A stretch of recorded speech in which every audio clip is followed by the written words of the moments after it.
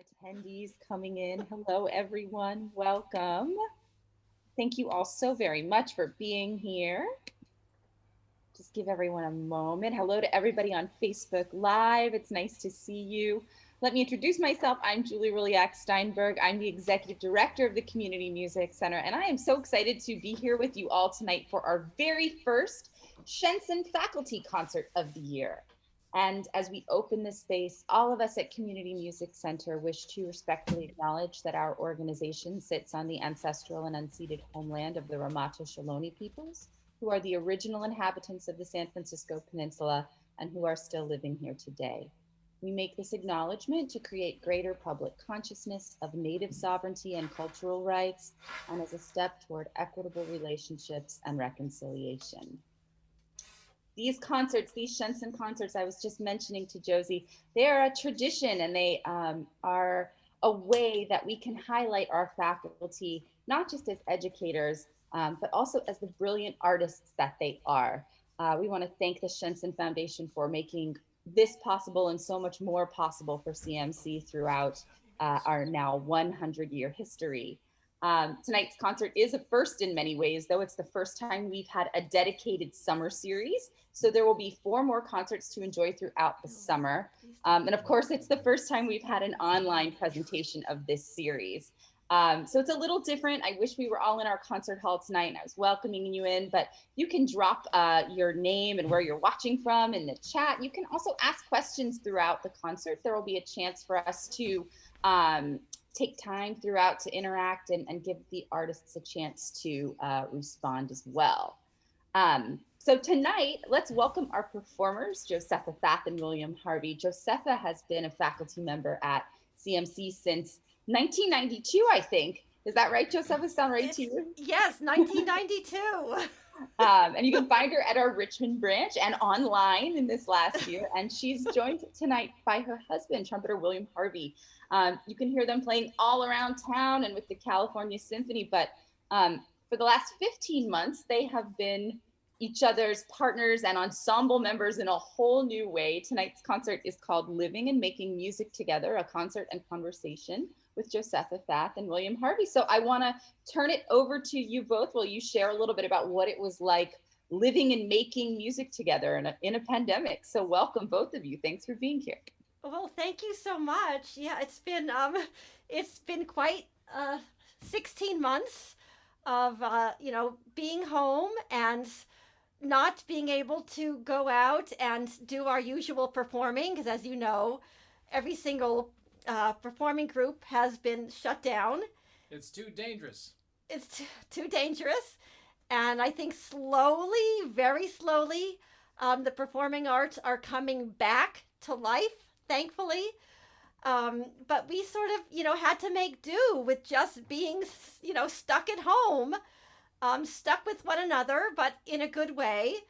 And just sort of had to reinvent ourselves in a way. And, just wanted to get through these challenging times. And so we thought, what better way to get through these challenging times but through music? And so it was really, really helpful, being married to another musician, and we were able to, play a lot of music together during this time. Yeah, we were lucky that we had somebody to live with. I feel sorry for all the people that live all by themselves. I don't know what they were doing because, a lot of times we were the only people. We saw a lot. I did spend a lot of time with my dad. He needed a lot of help. But he's in a safe place now.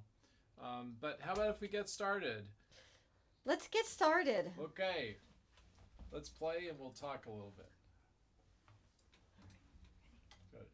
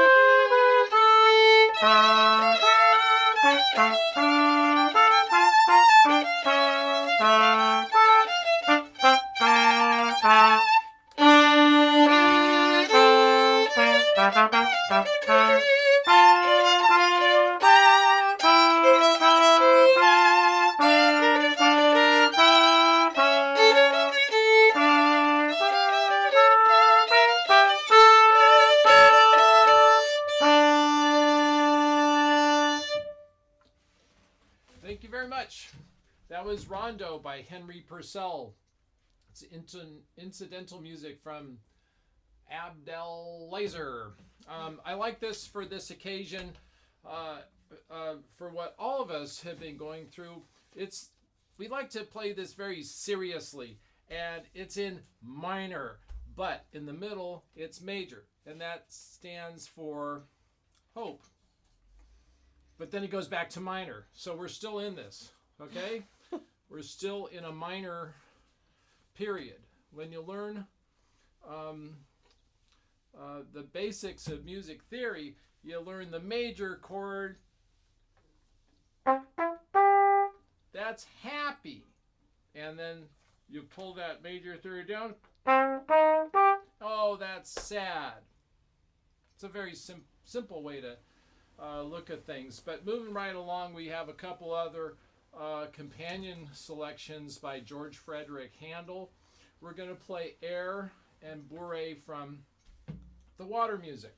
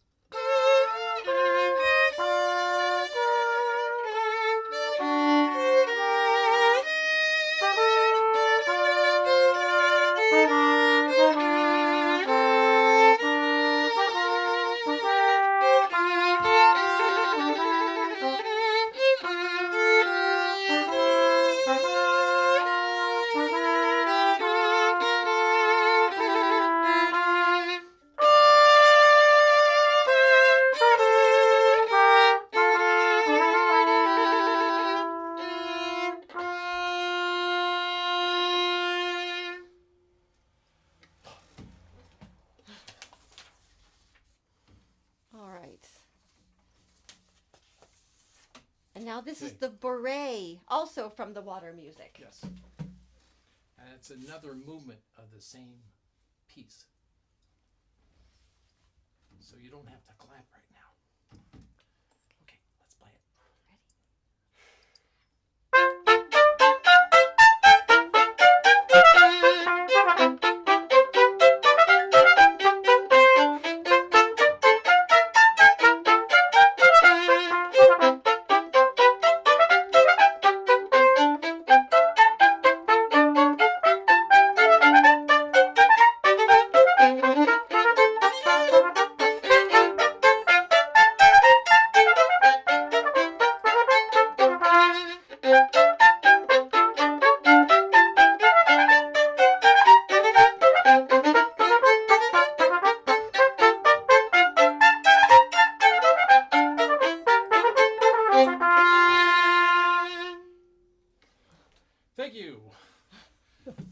that was written for an aquatic festival in the Thames in London, in merry old England. All the musicians were put on boats, and they played it from the river. I think it was written for that crazy king, George III. Mm-hmm. Okay, so what do you want to play next? So we're now going to play a piece by a French composer by the name of Francois Joseph Gosek. I don't know if many of you have heard of Francis Joseph Gosek, but how I know of him is that he wrote a lot of violin pieces for my students. So in the Suzuki violin method book that I use with all of my students, there are some Gosek pieces.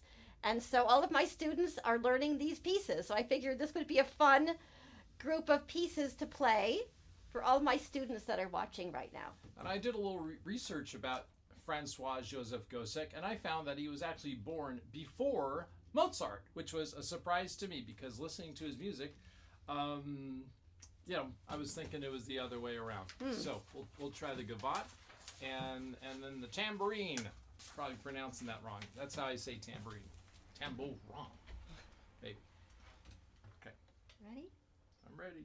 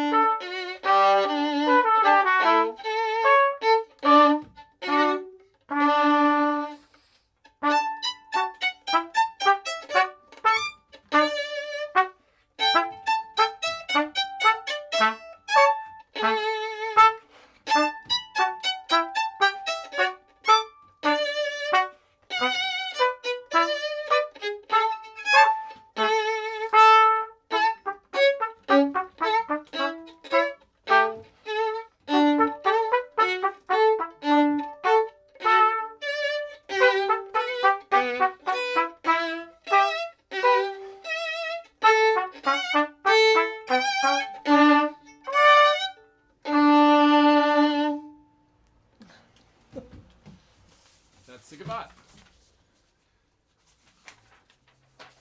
All right, now the tambourine. Yeah, it starts out with these straight eights, so you can imagine a man playing his tambourine. Yeah, da, da, da, da, da, da, da, da.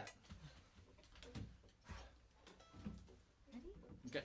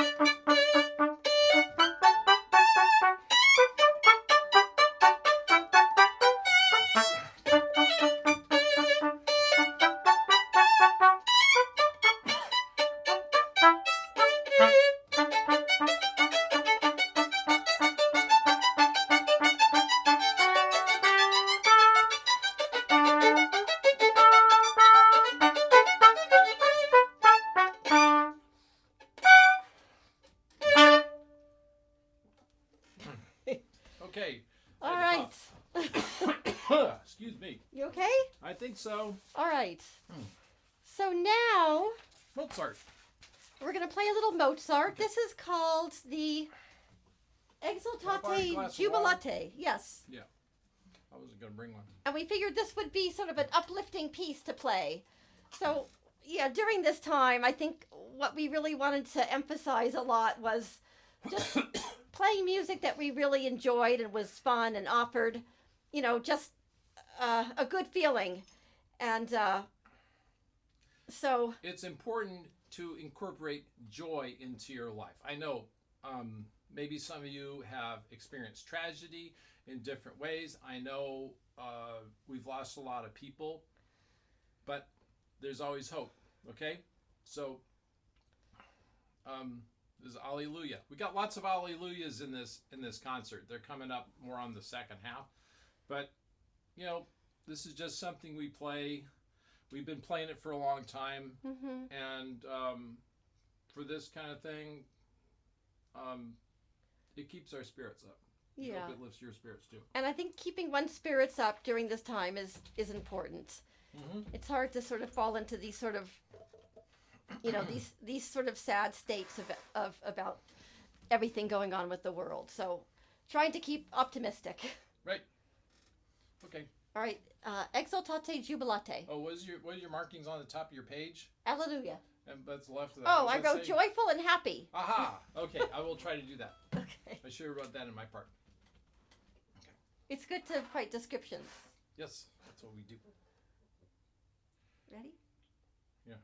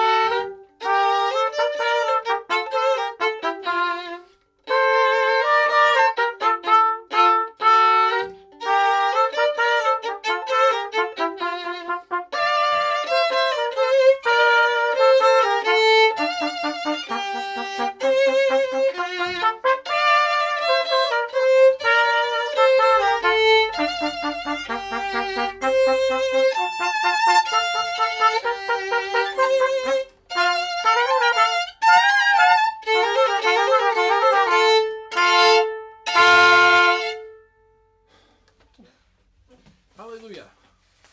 Okay, now we're going to do something a little different. Something completely different. Yeah.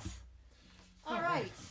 So now we're going to get into some interesting duets by the composer Bartók, Bela Bartók. Bela Bartók was a Hungarian composer, and he was one of the first ethnomusicologists. He used to walk around the countryside with the tape recorder, and he would go hunting for folk songs. There were many people in the eastern part of the Austro-Hungarian Empire, or what was left of it at the time. They were living a very simple, primitive lifestyle, and they carried on to their old traditions, and they had a special kind of music. Now, some of these pieces, they have a different key signature on the top part and the bottom part. Mostly, Josepha plays the top part, and I will play the bottom part. But a couple of songs, they don't go that high on top, so I'll play the top. But those are very interesting. This one is not one of them, but they're just a little different. And another thing I want to say is that these were originally written for 2 violins. So, so it's unusual to play it with trumpet. And I usually play these as duets with my dad. And Dad, I hope you're not mad. Hi. We're not doing them. We're not doing the same ones that I do with you. So these are completely different ones. Yeah. All right. Josie's dad plays the clarinet. So anyway. So he doesn't play the violin either, so it's okay. So we're going to start with the Hungarian Song number 1. And what's interesting about these, as well as having 2 different key signatures, which is unusual for both parts to be playing in 2 different key signatures, they also have different time signatures too. So we'll be going from 3/4 to 4/4 to 5/4. So lots of really interesting changes. But what's interesting about these pieces is that he originally wrote them for beginner, I think especially book 1, for beginning us piano students. And so they're all very simplistic, but on the same level, very, very advanced as well. But as the book moves on, they're progressive. They get they gain an increasing level of difficulty. Exactly. And so we're going to start with number 6, and we're going to end up with one of the last pieces in the book. I don't know. Goes up to 34.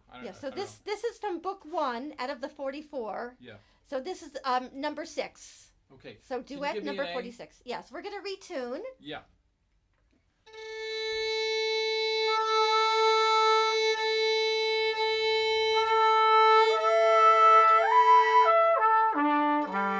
Come up a little bit. All right, this is called the Hungarian Song number 1. Mm-hmm.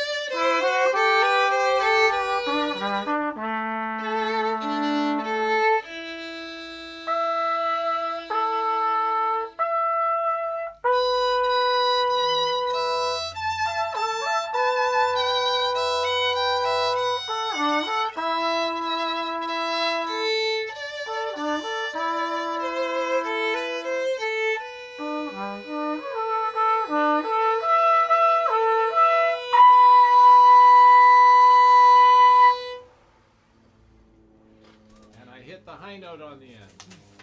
Yay. That's what the trumpet is all about. Okay.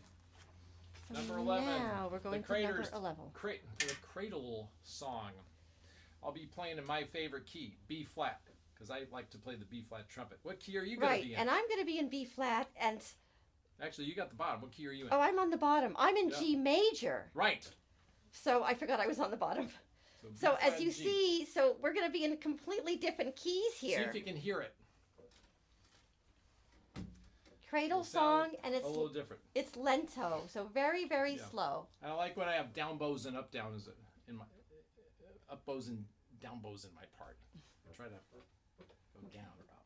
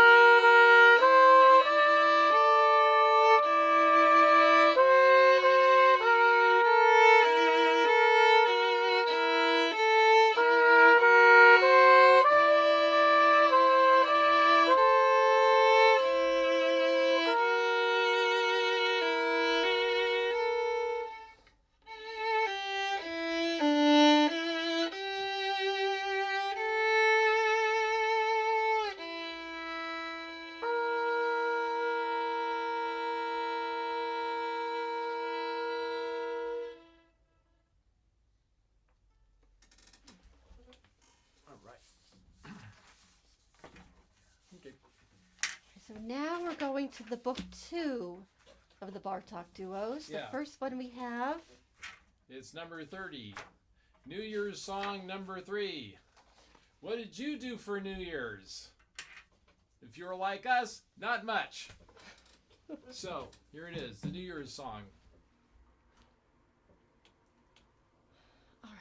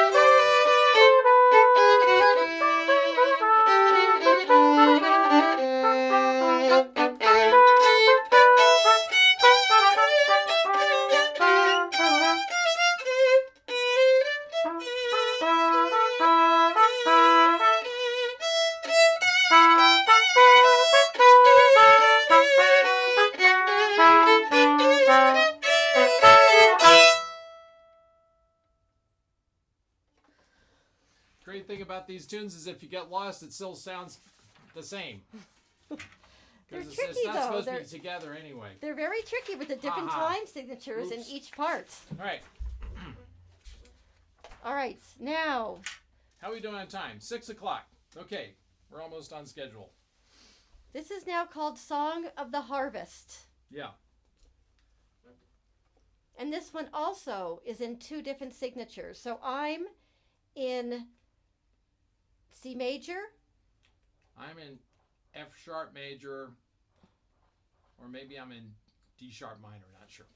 Yeah, all right. I got like 6 sharps. So 2 different key signatures at the same time. Yeah.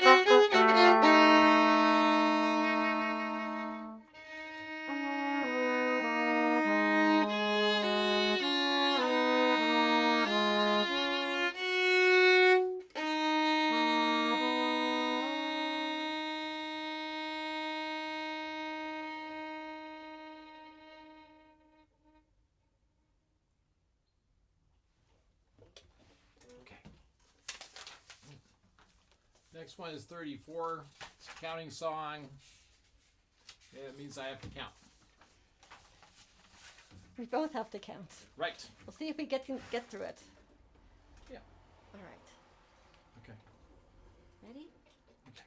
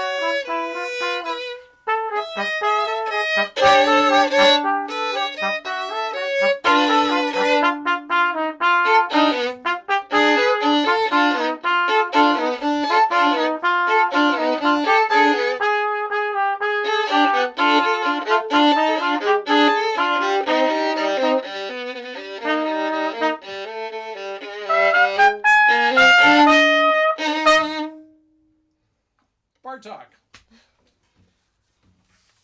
Okay. Wow, that was That's Bartok. fantastic, That's you section two. 1, part 1 of this recital. Yes, it was wonderful. And I really empathize. Something I think that lots of musicians have expressed throughout the pandemic is how hard it is to play without applause. But please know that I know all of our attendees were applauding you as you were performing these wonderful selections for us. So thank you. Before we look at the pre-recorded material where we're going to kind of dive into some of the creating that you two had to do in this throughout the pandemic, we did have a question from one of our audience members, and you brought it up a little bit, Bill. So you play a B flat trumpet, right?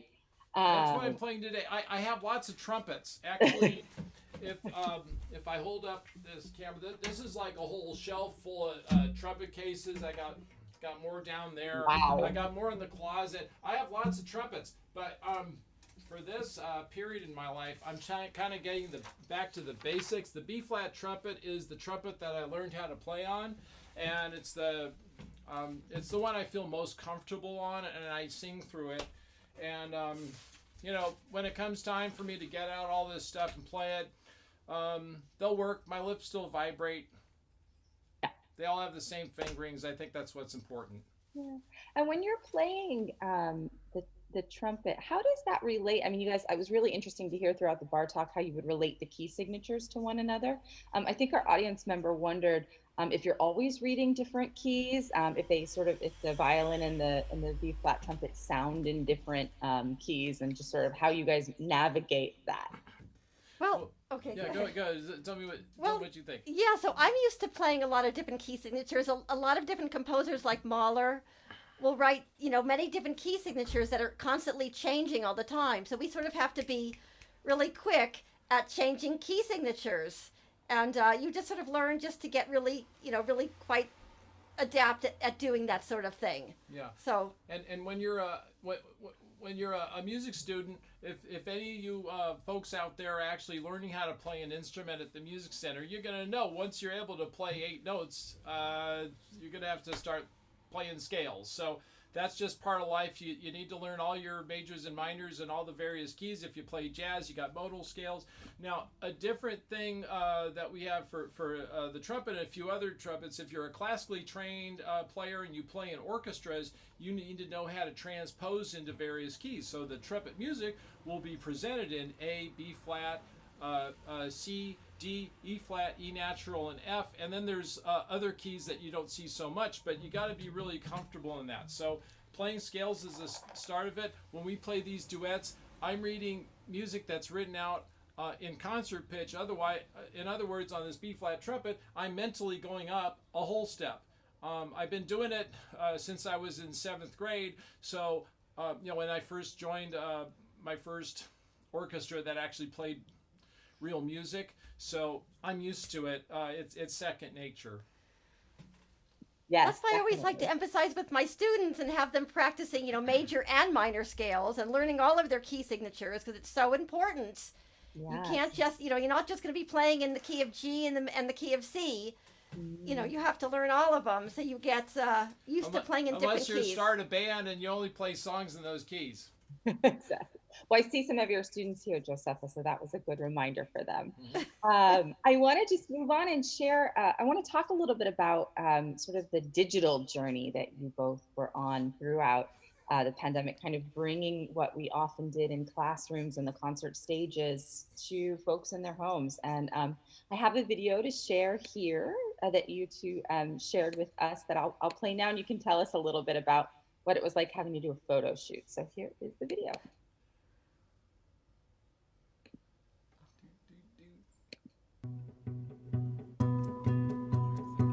So that's us in our around our house. Our cousin came over. Her name is Giselle. She took our pictures. It's our neighbor. We try to keep smiling. And that's the one we ended up with. Yeah, And that's our next door neighbor's garage. They're actually renovating it right now. So all that old redwood siding with the paint peeling off, that's like from 1940. And they just covered it up with a very modern wood siding. So we're glad that Giselle took our picture that day, because if she came back now, we wouldn't have got that magical shot. It looks like we live in the middle of Kentucky or something. And obviously, we couldn't go into a studio to have, a portrait done. So we said, what better way than to have it just done at our house, since this is where we're going to be doing this presentation. So it all sort of worked out. Yeah, it's great. And I think lots of artists had to get comfortable with sort of doing their own promo and sort of that, kind of creating their own graphics. So another video that you shared with us that I'm going to share now really shows Bill kind of getting used to presenting on Zoom and live. So I'll share that video now for the audience. Yeah, and this will be self-explanatory. Josie? I'm fine. I'm just trying to see if I should also buy that video that you just got. Hello, this is William Harvey. And Josepha Fath.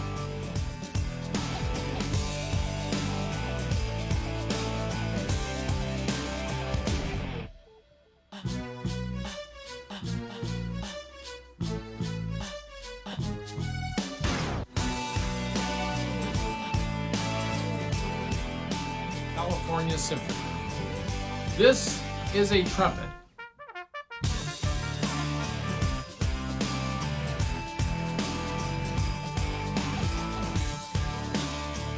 Oh, hello.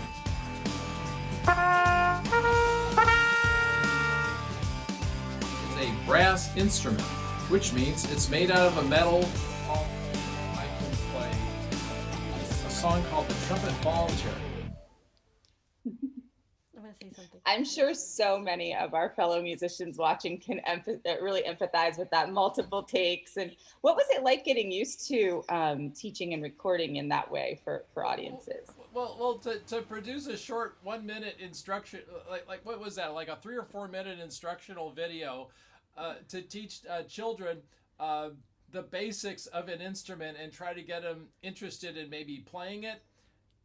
It took like 1 day of just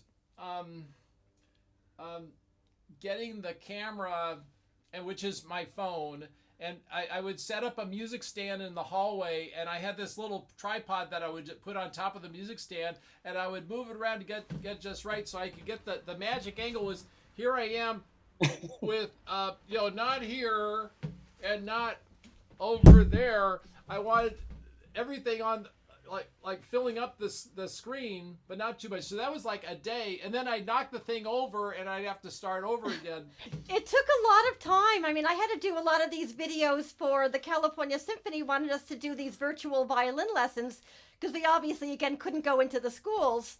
So we got really good at working with all of this equipment. Headphones, people, things that recording artists do all the time. It's sort of second nature. Except there's people that know what they're doing and they do all that stuff for you, and all you have to do is go play. And I never bothered to ask anybody, hey, how does that work? What kind of microphone do you have? What are all those knobs and dials? I just figured, oh, well, that's, kind of their business. I'm just going to, not bother them. And now I wish I did. But we had to buy all of this stuff online, and then we couldn't really try it out in the stores. So Right. all of this new equipment we have. So if we have to continue doing this, we'll sort of, we'll be a little better at it now, hopefully. Yes, the world that's so is true. changed. It's true. And so many, as music educators and professional musicians now, you have these skills and these new gifts that you can share. And I think what we really saw from our faculty, and Josepha, you of course are one of them, is also seeing students come into this space and feel comfortable with learning in this way. Josepha, you shared a video, which I'm going to share now, of your ensemble performing for Field Day, which is a wonderful multi-day performance opportunity that our students had to raise money. And I'm going to share that now, share a little portion of it, and then afterward you can tell us a little bit about what it was like creating that. Okay.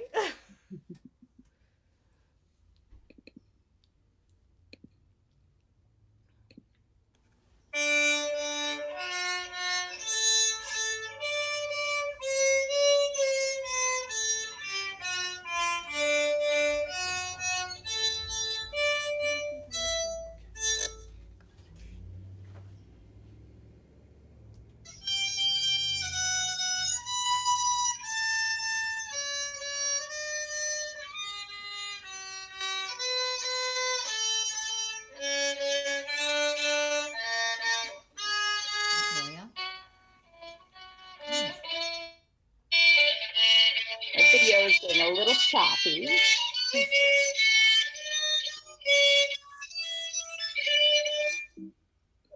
Okay. So, I think we learned there were a lot of challenges teaching on Zoom. You can't play together. There's a lot of distortion like we just saw. So how did you handle it, Josie? What were some of the things that you did with your students to help them feel connected in their ensembles? Well, this is a group of ladies, older retired ladies, and we had been meeting before the pandemic for about 2 or 3 years. So we had a really strong bond. And then once the pandemic hit and everything went online, they all wanted to continue the ensemble. And I have to say, as most people know, most musicians know, playing together in an ensemble is virtually impossible. On Zoom. I mean, between the latency, between the delays, between, all of us having different kinds of computers, some having older computers that don't have a good connection, depending on what sort of high-speed internet they all had. So just in order to play together, it was virtually impossible, but we somehow, made it work, and they all stepped up to the plate and wanted to stick with it. And that's part of what I think is so wonderful about the Music Center, is that that's sort of what it's all about, community coming together. They weren't going to drop the class. They wanted to stick with it. And they have, we all had the time to sort of work on this piece. And so we just somehow tried to do a, what do you call it? When everyone's playing at different times. We thought that would be the only thing that could work. I'm doing sort of a relay through this book. And so I think one of the students started out and then someone else then continued. Mm-hmm. But we actually somehow got through it. And I was, really proud of them for doing that, because it worked, and it showed just this sense of community that they all have. Yeah. And I think, certainly our students have expressed that as well. And I know that for the two of you, you were each other's musical partners, but sometimes, you needed to be able to play with another trumpet, for example. So Bill, you created a couple of recordings where you were basically playing with yourself. And I have one of those here that we can listen to.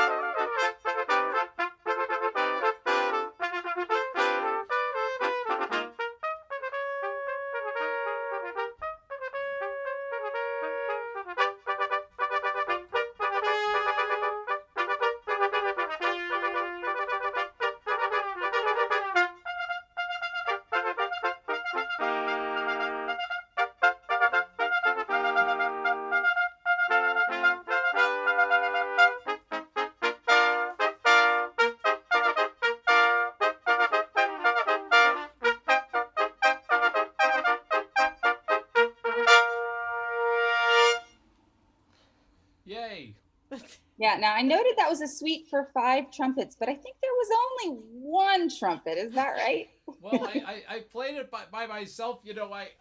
When I went to San Francisco State, they had a trumpet ensemble. My teacher was, my private instructor led the class, and he asked me to be in it, and I turned him down because I was in the band, I was in the orchestra, I was in the jazz ensemble, I was in a brass quintet, I was in a large brass ensemble, and I was in a new musical. Like I was performing by myself on Friday recital hours. I really had like more on my plate, and so I didn't do it. But they played this piece, and I sort of heard little snippets of it down the hall when I was walking by, and then like this year I started listening, sit on my couch watching YouTube, I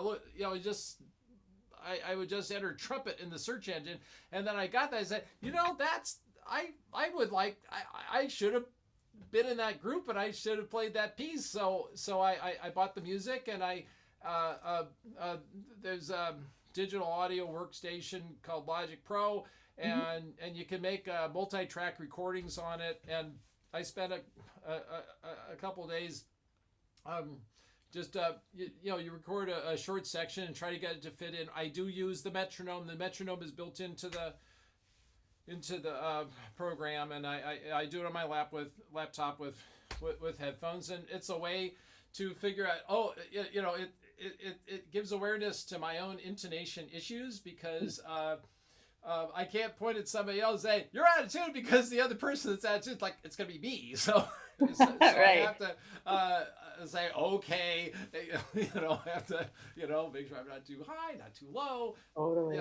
Whatever, and then the rhythms have to be just right, because there's not a lot of reverb. I'm just in a small practice room, and you can take time to get things very exact, and then you want to make it sound like you're not playing with a click track. It's still got to be inspired, and have that spontaneous sound. Still working on it. I'm just hoping when I'm going to go to Sacramento on July 3rd and 4th and play a concert in a baseball stadium up there. And I just hope when I play with all these people, it'll just be like yeah, it was. No problem. I don't know.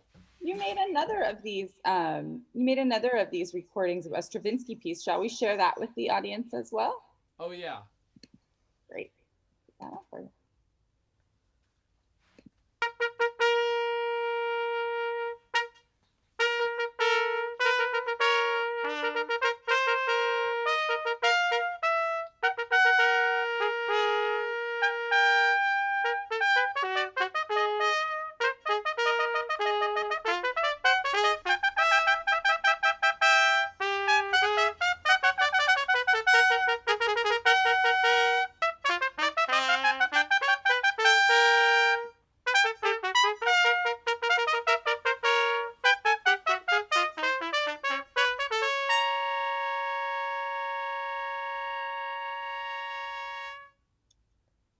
Wow, that is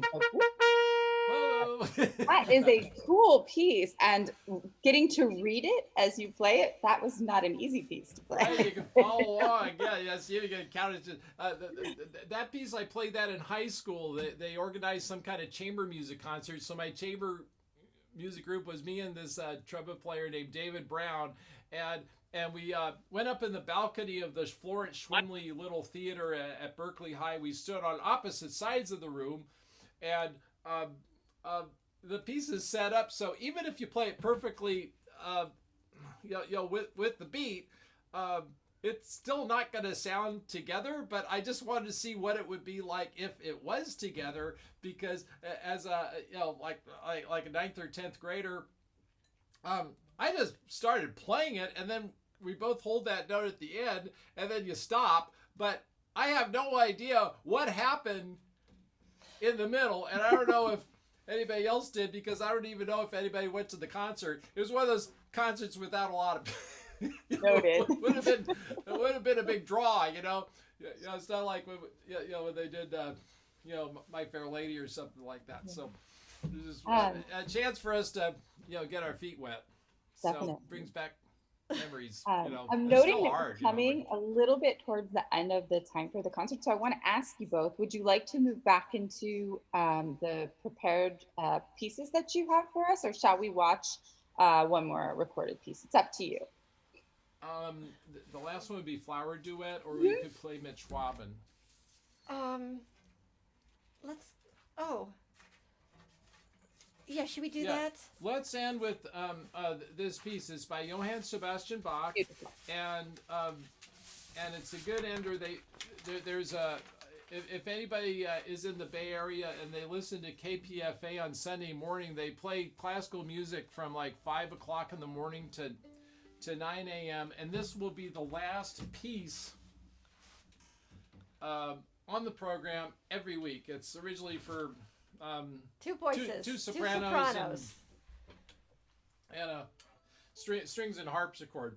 But since we didn't have any gigs on Sunday morning, we would always be listening to the radio. Yeah.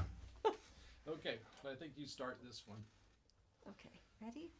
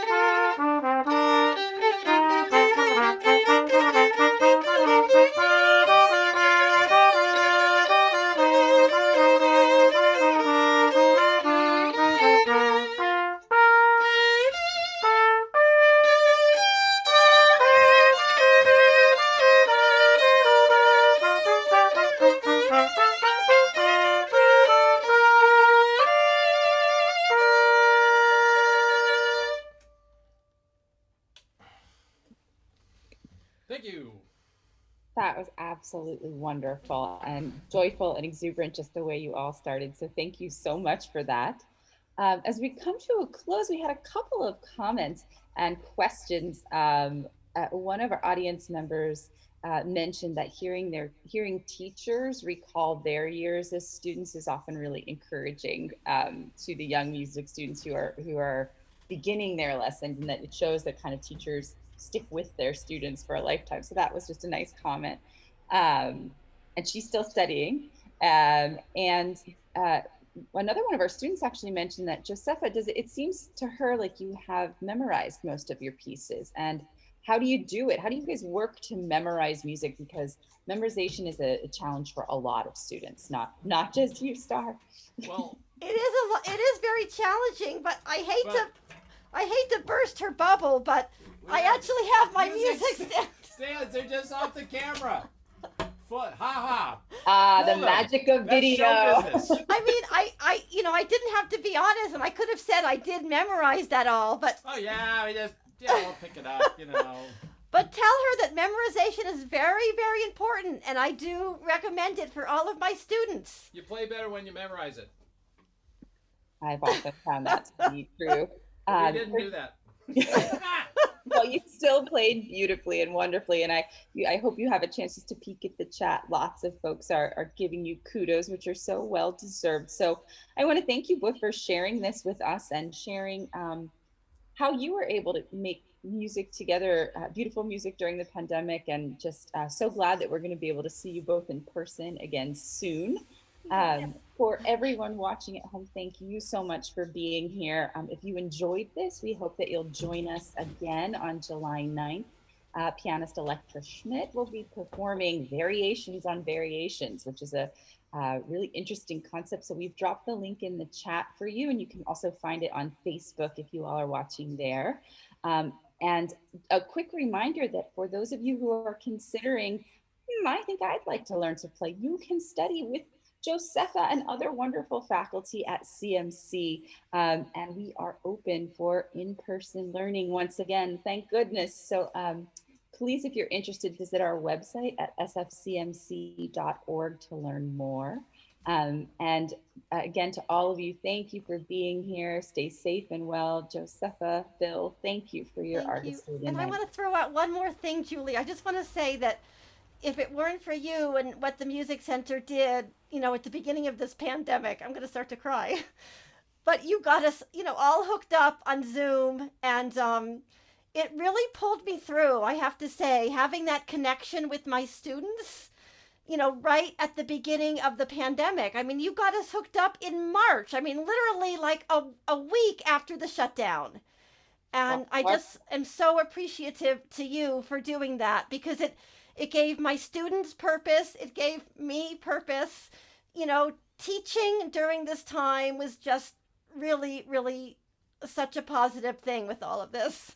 Wow, it took a village, and we had our amazing team and all of our dedicated faculty members were just ready to do it. So it's our joy to do it and keep everybody connected till now, when we can start to put our arms around each other again. So thank you, Josepha. And thank you everyone out there. I was just looking through the list of attendees, and it's nice to see people we know in our audience or our meeting, and people we don't know, and just a lot of really great, very nice comments, it's nice to connect with all of you in this way. I never heard of Zoom. A couple of years ago, and now it's like that's where we see all our friends. And thank you to everyone who came from far and wide. Yeah. So thank you for coming. We have people in different time zones, so thanks for figuring out. And Mara and my dad and Stephen, thank you all, and my sister Ruth, all our friends and family. Thank you so much for coming. Yeah. All right, everyone, we are going to sign off from CMC. Thank you so much. Everyone stay safe until we see you next time. Okay, thank you. Okay, bye. Thanks for joining.